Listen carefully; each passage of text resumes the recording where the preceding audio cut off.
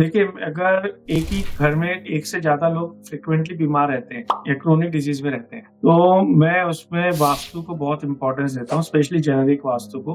Of course astro vastu भी involved होगी, but generic vastu मेरे हिसाब से थोड़ा ज़्यादा डोमिनेट करती है इसको। हार्ट डिजीज़ में ऑफ कोर्स हम एस्ट्रो भी देखते हैं, क्योंकि आपके heart represented by your planet sun, और वहाँ पे राहु या केतु होता है, तो हार्ट के अंदर ब्लॉकेज डिक्टेट करता है। दूसरा एक रेमेडी हम रिकमेंड करते हैं क्रोनिक डिजीज़ के लिए, वो है कि अगर आप वेस्ट साउथ वेस्ट देखेंगे, वेस्ट साउथ वेस्ट में 2 एंट्रेंसेस होते हैं, W2 और W3। W2 में कहा जाता है कि अगर आप कोई भी चीज़ रखते हैं तो आपको छोड़ के नहीं जाती हो। तो उसके लिए हम क्या रिकमेंड करते हैं कि जो आपकी क्रोनिक डिजीज़ है, उसकी मेडिसिन के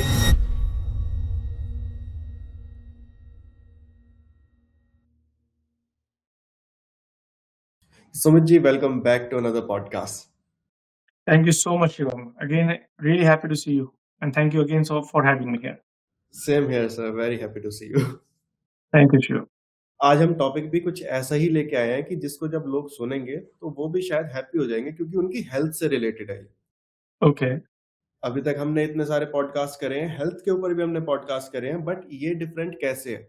कई बार ऐसी सिचुएशंस आ जाती हैं कि जब वो चीज़ थोड़ा मेडिकल साइंस से भी अलग जाती है, वो चीज़ें समझ ही नहीं आती क्योंकि अगर किसी के घर में हेल्थ प्रॉब्लम्स आ रही हैं तो कई बार पूरी की पूरी फैमिली में ही प्रॉब्लम्स आने लगती हैं, किसी को कुछ इश्यूज आ जाते हैं, किसी को कुछ इश्यूज आ जाते हैं, या फिर अभी एक चीज़ डायग्नोज हुई, उसका ट्रीटमेंट हुआ, वो ठीक भी हो गई, उसके बाद सडनली कुछ और हेल्थ इश्यूज आ गई फैमिली में, कभी किसी एक के साथ आ रही है, कभी किसी दूसरे के साथ आ रही है। तो बहुत सारे ऐसे फैक्टर्स हैं जो मेडिकल साइंस के पर्सपेक्टिव से अगर हम देखे जाएं तो कई बार समझ नहीं आता कि ऐसा क्यों हो रहा है, बट वही चीजें जब हम अकल्ट साइंसेज में देखते हैं तो हमें कहीं ना कहीं उसके आंसर्स मिलते हैं एस्ट्रोलॉजी के थ्रू, वास्तु के थ्रू। तो उन्हीं सब चीजों के ऊपर हम आज डिस्कस करने वाले हैं sir. No problem, Shivan. I'll do my best to explain. और अगेन मैं जस्ट अ स्मॉल डिस्क्लेमर है कि हम मेडिकल साइंस को रूल आउट नहीं कर रहे. We just sharing a perspective. I'm just going to share the perspective as per the vastu and astrology of occult sciences. How the correlation have been found कि एक disease में और एक जो घर में और हमारी कुंडली में मार्क्स होते हैं उसके हिसाब से. तो सर, जब एक फैमिली में एक के बाद एक हेल्थ इश्यूज रिपीट हो रहे हो तो क्या फैमिली की इम्यूनिटी लो कंसीडर किया जाए या फिर वो एक्चुअली में घर का भी इम्पैक्ट हो सकता है?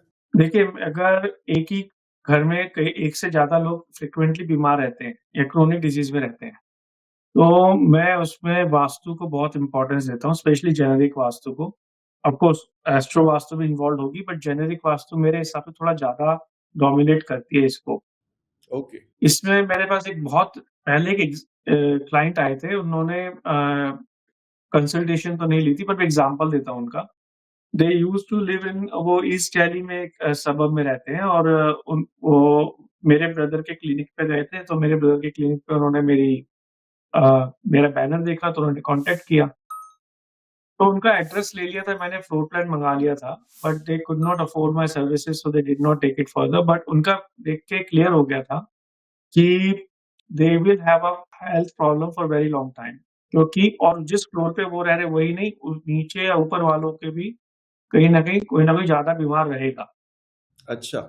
और मैंने थोड़ा सा फिर पता किया तो पता चला कि हाँ, उस पूरी बिल्डिंग में एक से ज्यादा व्यक्ति एक से ज्यादा फ्लोर पे बीमार है। तो और उसमें जो सबसे बड़ा, मेरे पास अभी कोई सारी डिटेल्स नहीं थी, बट मैंने जो सबसे बड़ा चीज देखी कि उनकी प्लॉट की एंट्रेंस ही साउथ साउथ वेस्ट थी।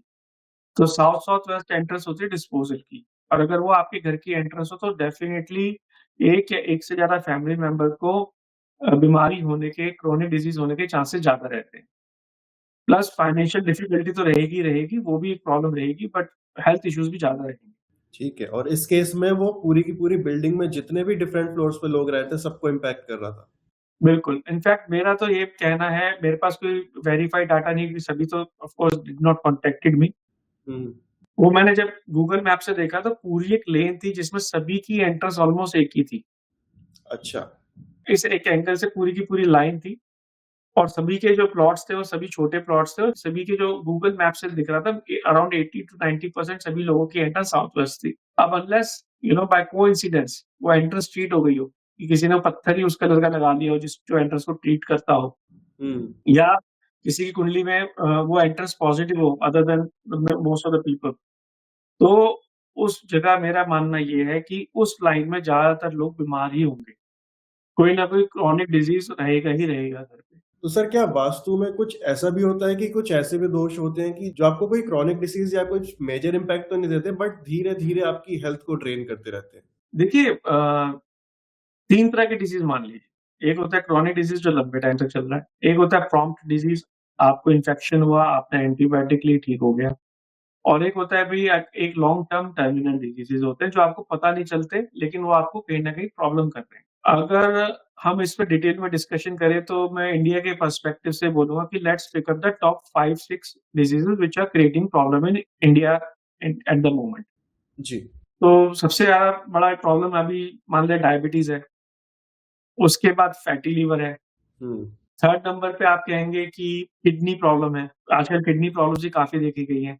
अभी दिल्ली के हिसाब से लिया जाए तो आप देखेंगे कि आजकल एयर पॉल्यूशन बहुत ज़्यादा है, पर आप ये देखेंगे सभी को दमा की प्रॉब्लम नहीं है। कुछ के लंग्स थोड़े ज़्यादा सेंसिटिव है, कुछ के कम है बिल्कुल। और कइयों को तो दमा की प्रॉब्लम्स बरसात में भी रहती है, हुँ। जबकि वहाँ पे उस टाइम एयर पॉल्यूशन काफ़ी कम हो जाता है। फिर आपका क्या कहते हैं ऑटो इम्यून डिज़ीज़ हो गए, आपके स्टमक रिलेटेड इश्यूज़ हो गए, पेट पेट बहुत जल्दी खराब होना, इन्फेक्शन होना, ये सब रहता है। और लास्ट में मैं कहूँगा कि लॉन्ग टर्म टर्मिनल डिज़ीज़ जैसे कैंसर हो गया, ये सब चीज़ें रहती हैं। हुँ। तो इन सब चीज़ों को वास्तु से क्या रिलेशन है वो डिस्कस कर सकते हैं। और इसमें मैं सिर्फ जेनेरिक वास्तु करूँगा, of course there can be exception based on a birth chart. Hmm. Let's take the most common disease today which is hypertension, diabetes जो आजकल देखी गई है। जी। इसके अंदर हमें ये देखना पड़ता है कि कौन-सी डायरेक्शन आपकी पहले तो ब्लड फ्लो को और पैंक्रियाज़ को डिक्टेट कर रही है ओके। और कौन-सी डायरेक्शन में क्या इम्बैलेंस हो सकता है। इसमें जो डायरेक्शन आती है वो आती है east, south, east. East, south, east आपके ब्लड सर्कुलेशन को रेगुलेट करती है, ठीक है? और अगर वहाँ पे even though east, south, east is a green colour direction which is a air direction और उस ग्रीन डायरेक्शन से फ्रेंडली होता है फायर। लेकिन क्या देखा गया है कि अगर बाय चांस आपकी किचन या रेड कलर प्रोमिनेंट है ईस्ट साउथ ईस्ट में, तो आपको डायबिटीज़ या हाइपरटेंशन हो सकती है। और वो आप दवाइयाँ लेंगे, लाइफ़स्टाइल करेंगे, थोड़ा-सा इम्प्रूव होगा लेकिन फिर वापस वही पहुँच जाता है। ओके। तो ये एक बहुत प्रोमिनेंट देखा गया है। ऑफ़ कोर्स मेडिकल साइंस इसको डिनाई करेगी which I can understand, but I am just discussing based on the occult science and the vastu. Hmm. Number 2 जो डिज़ीज़ हम इसी डायरेक्शन से कहेंगे कि अगर यहाँ पे आपका रेड कलर है या टॉयलेट है, क्योंकि टॉयलेट के लिए भी डायरेक्शन कई वास्तु कंसल्टेंट्स रिकमेंड करते हैं, बट मैं कहता हूँ कि अगर आप टॉयलेट बना भी रहे हैं, तो मेक श्योर कि आप उसे ट्रीट कर रहे हैं। ओके। तो इसमें मैं ईस्ट साउथ ईस्ट में एक और चीज़ कहूँगा कि जिसे हम ईएसई भी कहते हैं, ईस्ट साउथ ईस्ट कि अगर इसके अंदर आपकी टॉयलेट है या किचन है, तो हमने इसको ये भी देखा गया है कि इसके अंदर फैटी लिवर भी होता है। मतलब किचन होने का मतलब ये नहीं कि आपका चूल्हा ही वहाँ हो, अगर आप वहाँ पे रेड कलर प्रोमिनेंट रख दें या वहाँ पे बाय चांस आपकी टॉयलेट आ जाए, तो उसके अंदर मैंने कई जगह देखा है, इनफैक्ट अपनी खुद की फैमिली में और अपने मैंने खुद पर्सनली भी ये एक्सपीरियंस किया है कि फैटी लिवर बहुत ज़्यादा हो सकता है। इनफैक्ट मेरे पुराने घर में ईस्ट साउथ ईस्ट में टॉयलेट थी। मैं बहुत हेल्दी खाता हूँ, I don't drink, I don't smoke, I don't eat any sugar, I try to avoid as much sugar as possible, शायद महीने में 1 आधी बार खा लिया तो खा लिया। उसके बावजूद भी मेरा सरप्राइज़िंगली 4 साल रहने के बाद उस घर में, जब मैंने अपना रेगुलर से टेस्ट कराया था कि तो डॉक्टर ने एक बार फैटी लिवर भी टेस्ट करा लो, आपका ब्लड में थोड़ा-सा रिपोर्टिंग आई है इसकी। तो मैंने कराया तो बहुत ज़्यादा फैटी लिवर आया and that was very surprising. तो अभी मैंने जब उसको रिलेट किया भई कि ये क्यों हुआ? तो देखा कि वहाँ पे टॉयलेट थी, उसकी वज़ह से ये है। तो मतलब मैं ऑफ़ कोर्स मैंने मेडिकल साइंस को डिनाई नहीं कर रहा, बट मैं इसमें ऑक्कल्ट साइंस का भी रिलेशन देख रहा हूँ। हुँ। मैंने आपको बताया था कि मेरे रिलेटिव्स हैं, उनके 2 फ्लोर्स हैं, दोनों फ्लोर पे ईस्ट साउथ ईस्ट में टॉयलेट है और उनमें वहाँ पे एक डेथ भी हुई है नॉन अल्कोहलिक फैटी लिवर की वज़ह से और वहाँ पे जो यंगस्टर्स हैं, उनको भी फैटी लिवर मिला है रिपोर्ट में और मैं उनको बोल रहा हूँ कि एटलीस्ट टॉयलेट ट्रीट कर लो ताकि वो सिम्पटम्स रुक जाए या कम हो जाए। तो वही है कि बिलीफ की बात है, but this is a correlation I found in 2 different locations including in my home. जबकि मेरी लाइफ़स्टाइल बहुत हेल्दी है, रेगुलर एक्सरसाइज़ करता हूँ, जिम जाता हूँ, उसके बावजूद भी ये मेरे को दिखा। तो that is one thing. Now second disease अगर हम आते हैं, तो मैं इसमें आऊंगा 2 डिजीज पे, one is auto immune disease and one is आपका किडनी डिजीज। ओके। इसमें मैं जो डायरेक्शन डिक्टेट करती है वो होती है नॉर्थ नॉर्थ ईस्ट। ठीक है, नॉर्थ नॉर्थ ईस्ट डायरेक्शन जो होती है वो आपकी इम्यूनिटी से रिलेटेड है। ठीक है, अगर वहां पे आप कोई मेडिसिन रखते हैं, कोई सप्लीमेंट रखते हैं, तो उसमें उसकी इम्यूनिटी बूस्ट हो जाती है, जो कि अच्छी चीज है आपके लिए। कि भाई आप अगर वहां मेडिसिन रख रहे हैं तो आपकी वो इम्यूनिटी बूस्ट करेगी, आपको वो ज्यादा बेनिफिट करेगी मेडिसिन। ये कहा जाता है as per the occult science. North north east also signifies your as per the human body part your kidneys. तो अगर वहां पे कोई इम्बैलेंस है, स्पेशली रेड कलर है या फायर एलिमेंट यानी किचन आ गई, तो ये देखा गया है कि किडनीज में प्रॉब्लम आती है घर के प्रधान को या घर में किसी सीनियर मेंबर को। तो ये हाईली रिकमेंडेड है कि अगर ऐसा कुछ है तो प्लीज उसको देखें।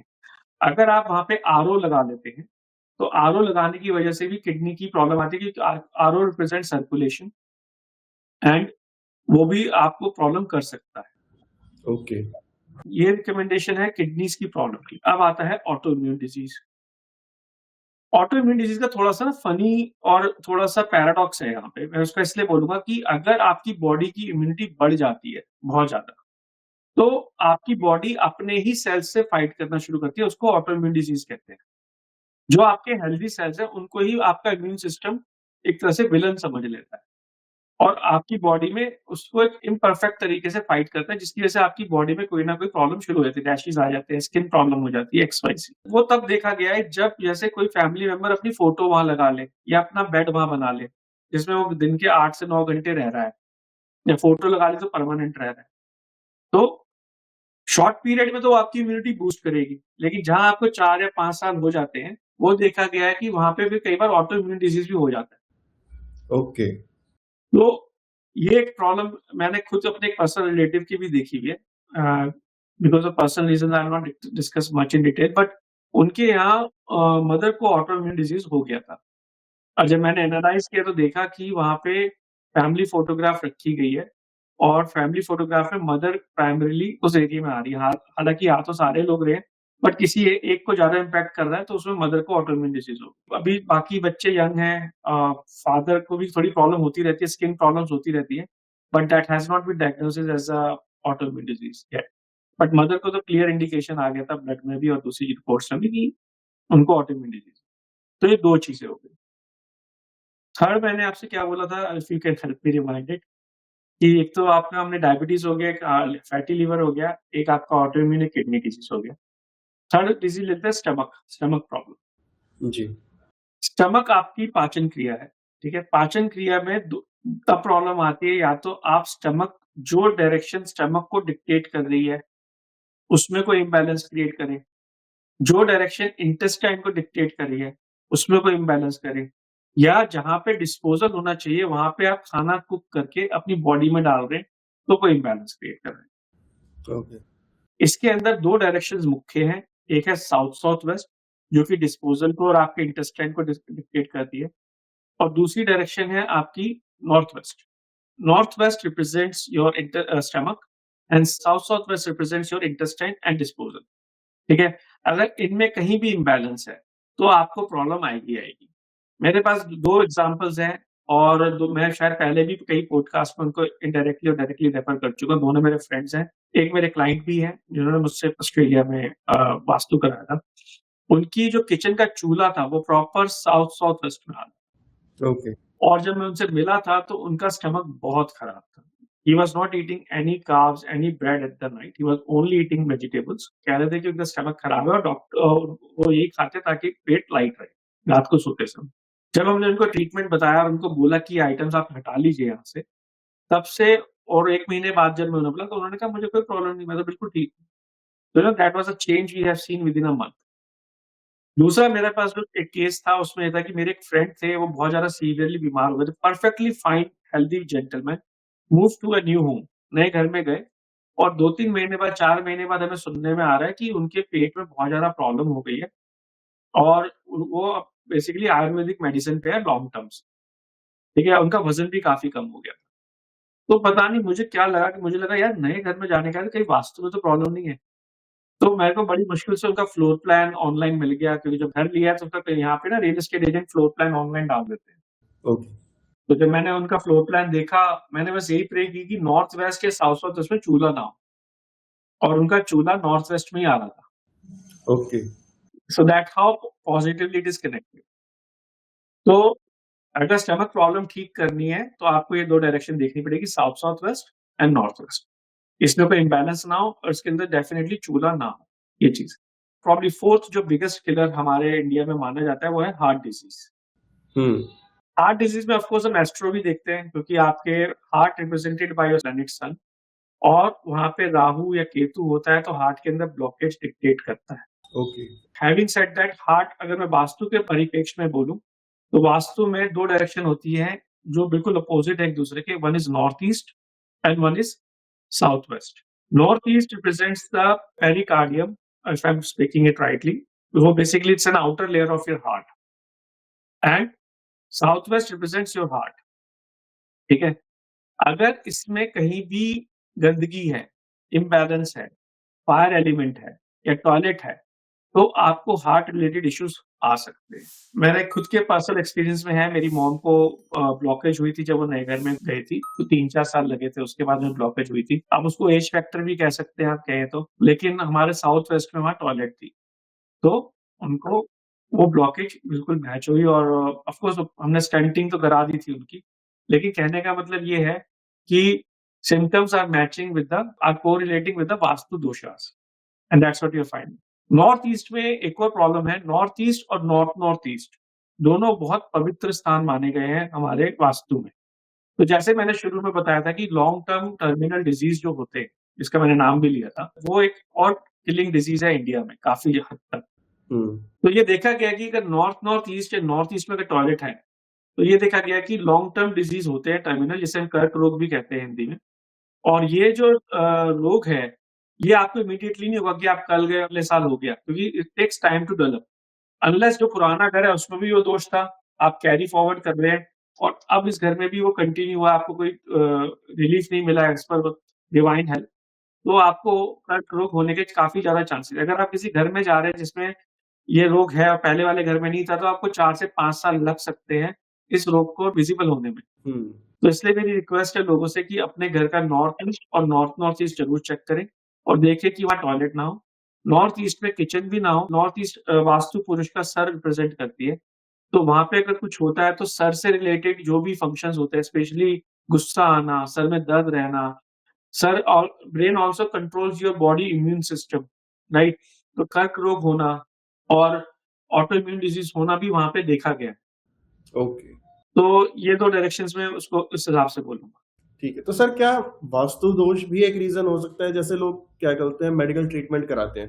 अब उनका ट्रीटमेंट ओके चल रहा है, सब कुछ ओके चल रहा है बट उसके बाद भी उनको रिज़ल्ट्स ही नहीं मिल पा रहे, तो क्या इसका रीज़न भी वास्तु हो सकता है?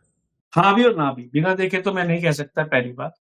दूसरी बात देखिए, आज की डेट में हम यही कहेंगे कि मेडिकल साइंस को तो बिल्कुल आगे लेके ही चलना पड़ेगा कि मेडिकल साइंस क्या कहती है उस बारे में। जी। अगर मेडिकल साइंस कह रही है कि ये प्रॉब्लम है, तो आपको वो बिल्कुल डॉक्टर की सलाह माननी चाहिए, दवाई लेनी चाहिए। साथ-साथ आप वास्तु बैलेंसिंग और एस्ट्रो वास्तु रेमेडीज़ भी करेंगे, तो आपको डिवाइन हेल्प भी मिल सकती है। अब काफ़ी जगह, जैसे मैंने अपना केस बताया, मेरे को समझ ही नहीं आया कि भई मेरा फैटी लिवर क्यों है? मैं हेल्दी खा रहा हूँ, मैं सब कुछ क्या कहते हैं रेगुलर एक्सरसाइज करता हूँ, कोई स्वीट्स नहीं, आई don't drink, I don't smoke, ठीक है? आई एम लिटिल ओवरवेट, जो मेरा कोविड लॉकडाउन में हो गया था, उसके बाद मैं कम नहीं कर पा रहा जल्दी से। लेकिन physically I am very active as compared to the normal person. But मेरा फैटी लिवर इतना ज़्यादा आना जितना डॉक्टर ने बोला और जितना मेरा रिपोर्ट में आया, आई वाज़ वेरी सरप्राइज़्ड। तो अब इसका कोई इलाज मेडिकली नहीं है। अब वो ऑफ कोर्स वो कहेंगे जीन्स है आपके, आपका लाइफ़स्टाइल है, आपकी जेनेटिकली आप ज़्यादा वो है इसके प्रोन, तो वो सब चीज़ें तो मान लेंगे चलो, लेकिन फिर भी क्यों है वो समझ नहीं पा रहा था मैं। और वो जब मैंने चेक किया तो मुझे वहाँ इम्बैलेंस दिखा। इनफैक्ट वो इम्बैलेंस मेरा नए घर में भी कैरी हो गया। हमारे पास एक रेड कारपेट था और वो मैंने अब साउथ ईस्ट में बिछाया। कारपेट थोड़ा बड़ा था तो उसका 50% से ज़्यादा हिस्सा साउथ ईस्ट में भी आ गया। और ईस्ट साउथ ईस्ट में ऑफ कोर्स वो आपको फैटी लिवर, डायबिटीज़ और हाइपरटेंशन देगा, और मेरा प्री डायबिटिक भी आ गया था मैं, और फैटी लीवर तो मेरा पहले से डिटेक्ट हुआ ही हुआ था, जब मैं इस नए घर में आया। तो अब मैंने वो हटा दिया है। आई एम वर्किंग और physically and medically also on my symptoms कि मेरे को कम हो जाए। And I will go for the checkup in next 2-3 months and see देखते हैं क्या होता है। But what I mean to say that in my personal life also, in my personal relatives also, मैंने ये चीज़ें काफ़ी मैच होती हुई देखी हैं। तो सर अभी आपने एक डायरेक्शन मेंशन करी थी कि जहाँ पर आप मेडिसिन्स रखते हैं तो वो आपकी इम्यूनिटी बूस्ट की डायरेक्शन है, तो वो वहाँ पे उसका रिजल्ट्स भी बूस्ट कर देती है। तो घर में डायरेक्शन में मेडिसिन्स रखना क्या बेटर हो सकता है? कहाँ वो अच्छे रिजल्ट्स दे सकती हैं और कहाँ वो खराब रिजल्ट्स देती हैं? देखो, अगर आपको कोई सप्लीमेंट ले रहे हो और अगर आप कोई ऐसी मेडिसिन्स ले रहे हो जो आपको सपोज़ करें आपको इन्फेक्शन हुआ, आपने एंटीबायोटिक्स वहाँ रख दी, तो अकॉर्डिंग टू ऑकल्ट साइंस उसकी स्ट्रेंथ बढ़ जाएगी, उसके इम्पैक्ट आपकी बॉडी पे ज़्यादा बढ़ेगा अगर आप उसे नॉर्थ ईस्ट में रखते हैं तो। Okay, So north-northeast is the direction of immunity, and whatever you keep there, or whatever whoever photo or bed or whatever person sits there more often, his immunity is bound to boost up. That is one thing. लेकिन हम कहते हैं कि अगर आप किसी की photo या बेडरूम रखते हैं तो 5 साल 4 साल तक से ज़्यादा मत रखें क्योंकि वो ऑटो इम्यून डिजीज़ में कन्वर्ट हो सकती है, पहली बात। हुँ, इसके अलावा एक डायरेक्शन और है जिसको मैं आखिर में बताऊँगा क्योंकि वो एज़ अ रेमेडी कई बार हम काम करते हैं and we see if that gonna help you और नॉट। ओके, मैं इसमें एक टॉपिक और डिस्कस करना चाहूँगा शिवम, क्योंकि we are talking about diseases in India, तो आजकल दिल्ली में आपने देखा होगा कि एयर पॉल्यूशन बहुत है राइट, और एयर पॉल्यूशन में बहुत लोगों को दमे की दिक्कत होती है, लंग्स की प्रॉब्लम होती है। हुँ, हुँ, अगर मैं उसको एक बात देखूँ, भाई पॉल्यूशन तो सबके लिए है, सभी लोग रोज़ बाहर जाते हैं, घरों के अंदर तक पॉल्यूशन है, इतना ज़्यादा AQI खराब है। बिल्कुल, आप ये देखेंगे सबको दमे की प्रॉब्लम नहीं हो रही। कुछ लोगों को बहुत सीवियर होती है, कुछ लोगों को मीडियम, बट कुछ लोगों को होती ही नहीं। मतलब ना ऐसी कोई मेजर प्रॉब्लम नहीं आती। तो जिनको बहुत सीवियर प्रॉब्लम है, मैं उनको बोलूँगा कि अपने घर की west of south west direction जो होती है, वहाँ पे एक इम्बैलेंस चेक करें। वहाँ पे जो इम्बैलेंस आप देखें कि वहाँ पे कोई भी चीज़ रिलेटेड टू एयर एलिमेंट ना हो, ट्री प्लांट्स ना हो, कूलर, एसी, फैन इस तरह की चीज़ें ना हो, जो सर्कुलेशन क्रिएट कर रही हो, एयर फ्लो क्रिएट कर रही हो। क्योंकि अगर वो चीज़ वहाँ है, तो वो आपको एक लंग डिज़ीज़ या ब्रीथिंग से रिलेटेड प्रॉब्लम दे सकती है, जिसके अंदर अस्थमा भी आता है या साइनस भी आता है। हुँ, तो इसके मैंने कम से कम अपने जानने वालों में और जिनके साथ मैं पढ़ रहा था वास्तु शुरू में, उनके साथ भी हमने सरप्राइज़िंगली काफ़ी मैचिंग सिम्पटम्स देखे हैं एंड इट वाज़ शॉकिंग। मतलब वी वर नेवर इमेजिन कि कूलर रख होने से या एसी होने से इतनी बड़ी प्रॉब्लम होती है और जब उन्होंने हटाया, तो उनकी 80% प्रॉब्लम सॉल्व हो गई। Okay, the person who used to go to hospital every other day, उनका खुद का हॉस्पिटल है। वो कहती है मैं अपने हॉस्पिटल में हर दूसरे तीसरे दिन कई बार तो 2-2 दिन वहीं रहती हूँ क्योंकि मेरे को दमे की इतनी प्रॉब्लम होती है। अच्छा, लेकिन उन्होंने एसी भी हटा दिया, उन्होंने वहाँ से कूलर्स भी हटा दिए।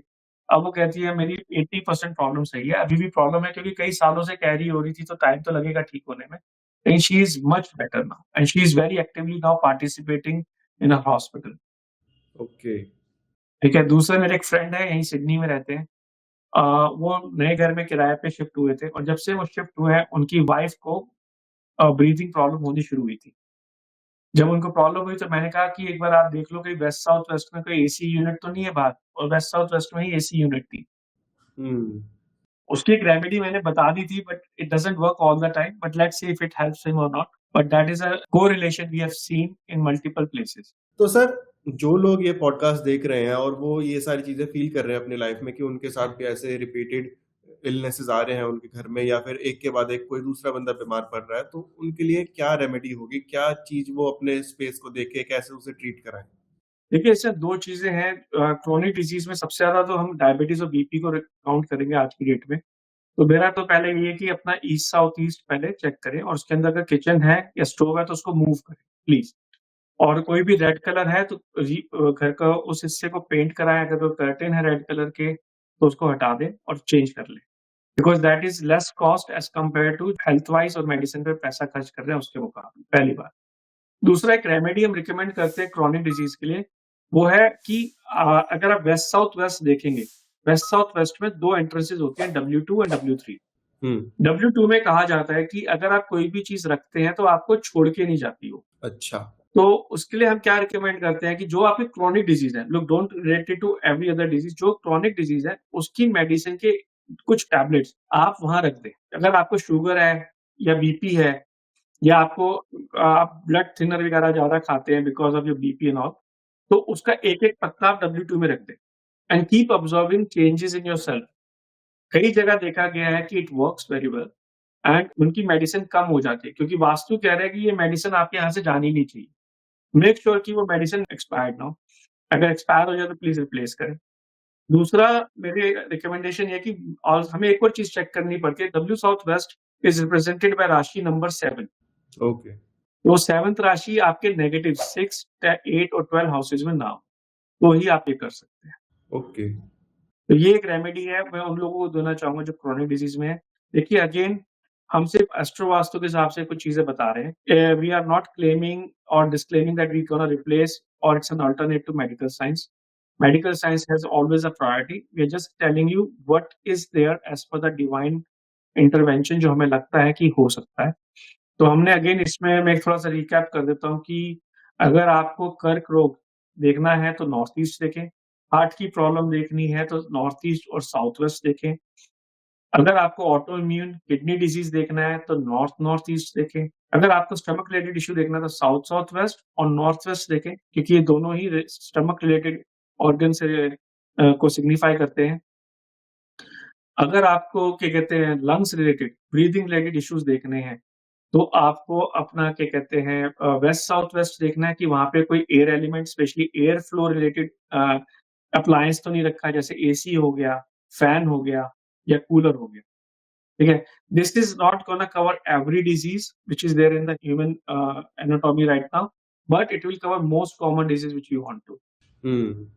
तो ये कुछ रेमेडीज़ हैं और I hope it will help people and to take the divine help. We are just basically a माध्यम है, हम एक ये इन्फॉर्मेशन शेयर करने के medium of sharing this information and hope it helps people. Thank you so much sir, thank you so much एक बार फिर से इतने सेंसिटिव टॉपिक को इतने अच्छे से एक्सप्लेन करने के लिए।